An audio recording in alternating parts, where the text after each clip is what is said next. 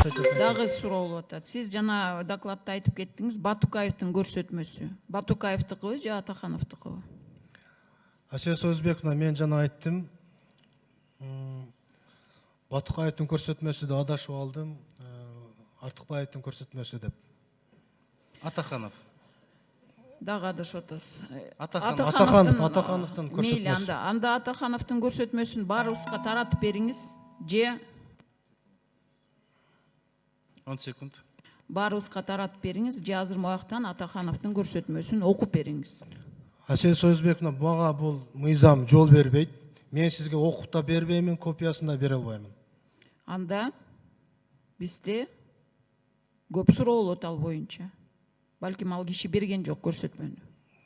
Бул официалдуу түрдө тергөөнүн адвокаттын көзүнчө берген көрсөтмөсүн мен көчүрмөсүн алып келип көрсөттүм. Ошону бизге таратып бериңиз, мен талап кылам. Мен сиздин талабыңызды аткара албайм, мыйзам мага жол бербейт.